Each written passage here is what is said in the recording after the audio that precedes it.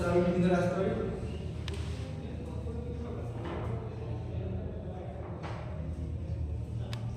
নমস্কার স্যার। বাড়ি কত? তোমার বাড়ি রাউতপাড়া। সেটা কত? সেটা উত্তর 24 পরগনা জেলা আমপাড়া থানার অন্তর্গত। বসো। ধন্যবাদ স্যার। ঠিক আছে।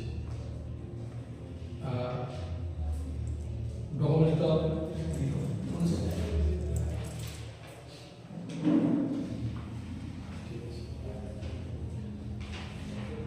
ঠিক আছে। কি নাম? স্যার আমার নাম রাজীব ধারী। রাজীব ধারী। রাজীব পদের অর্থ? স্যার রাজীব পদের অর্থ স্বাভাবিক হয়ে থাকে, এর মধ্যে নীলপদ্ম এবং সর্বশ্রেষ্ঠ শাসক। রাজীব তোমার সম্পর্কে বলুন। স্যার আমার নাম রাজীব ধারী, আমি উত্তর 24 পরগনা জেলার আমপাড়া থানার অন্তর্গত রাউতপাড়া বাসিন্দা। আমি বর্তমানে বিভিন্ন প্রতিযোগিতামূলক পরীক্ষার জন্য প্রস্তুতি নিচ্ছি। শিক্ষাগত যোগ্যতা বলছি। শিক্ষাগত যোগ্যতা আমি 2018 সালে মাধ্যমিক, 2020 সালে উচ্চ মাধ্যমিক এবং 2024 সালে স্নাতকতা করেছি। কি সাবজেক্ট? আমার অ্যাকাউন্টেন্সি ছিল। অ্যাকাউন্টেন্সি। ঠিক আছে। আচ্ছা, গোল্ডেন রুলটা বলতে পারো? স্যার গোল্ডেন রুল স্বাভাবিকভাবে তিনটে অ্যাকাউন্টের উপর নির্ভর করে থাকে। প্রথমত হচ্ছে পার্সোনাল অ্যাকাউন্ট, নমিনাল অ্যাকাউন্ট এবং রিয়েল অ্যাকাউন্ট। সেটা তো স্বাভাবিক কথা। রুলটা কি বলছি? রুলটা স্বাভাবিকভাবে সাথে এই মুহূর্তে মনে করতে পারছি না। ঠিক আছে। বিআরএস আপনার হ্যাঁ, বিএস রিসিভেবল। কি বললেন? BS receivable. আচ্ছা, ব্যাংক রিকনসিলিয়েশন স্টেটমেন্ট বলে কিছু নাম শুনেছো? আচ্ছা শুনেছি, কিন্তু এই মুহূর্তে আমার লিফো ফিফো বলতে পারবো? হ্যাঁ স্যার, লিফো ফিফো বলতে লাস্ট ইন ফার্স্ট আউট ওটা হচ্ছে লিফো, এবং ফার্স্ট ইন ফার্স্ট আউট হচ্ছে ফিফো।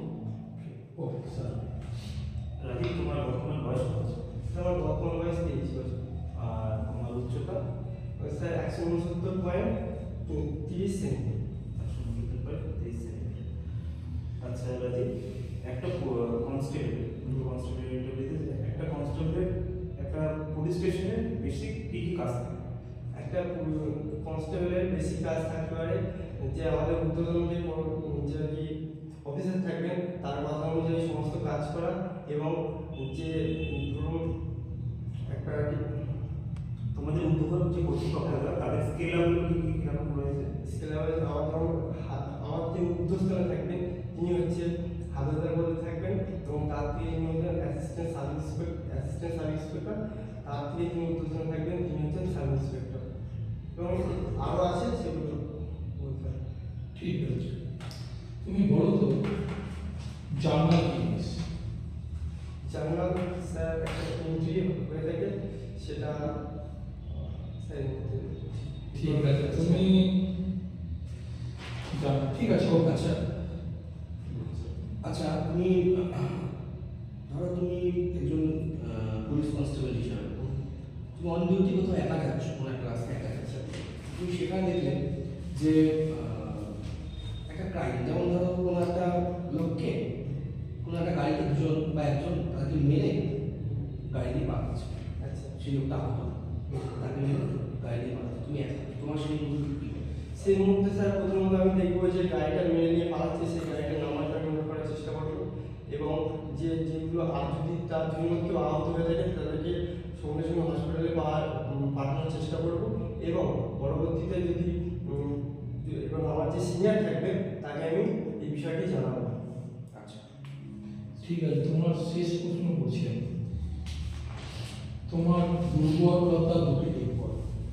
স্যার আমার দুর্বলতা, আমি কোনো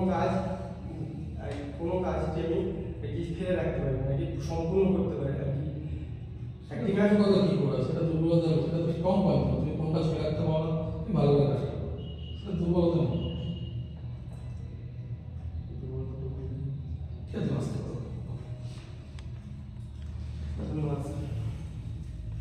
আসো।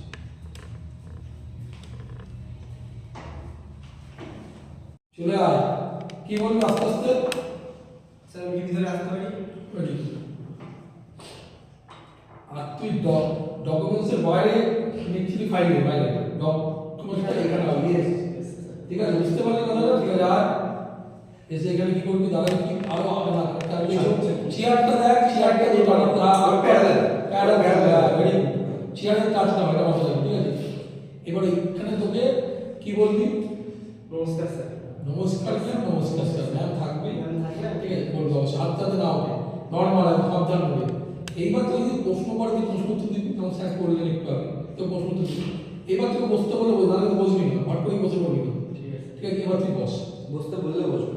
বস কি বলতে বললাম ধন্যবাদ স্যার। ধন্যবাদ ভাই আগে ম্যাম তো ছেড়ে দে বডিটা ছেড়ে দে হ্যাঁ এবার এখান থেকে যদি ডকুমেন্ট দিতে বলে ডকুমেন্টটা দাও ঠিক আছে ডকুমেন্ট কি করবি উঠে গিয়ে একদম ভেরি গুড স্যারের সাথে আবার ঠিক আছে এবার বসে পড়বি ঠিক আছে বা ধন্যবাদ স্যার বলে বসে পড়বি ঠিক আছে তারপর বলবি ঠিক আছে এবার তুই ইন্টারনেট তোর সম্পর্কে যেগুলো তুই ভুলে যাচ্ছি সেটা ভালো করে বল স্যার আমার নাম রাজীব খালি। ভেরি আমি উত্তর চব্বিশ প্রত্যেকটা স্যার বল স্যার আমার নাম রাজীব খালি। চোখ মুখ এরকম করবি না একদম স্ট্রেট করবি ঘাটটা কি না মামা স্যার আমার নাম রাজীব খালি। আমি উত্তর চব্বিশ পরগনা জেলা আমডাঙ্গা থানার অন্তর্গত রাউতরা গ্রামের বাসিন্দা।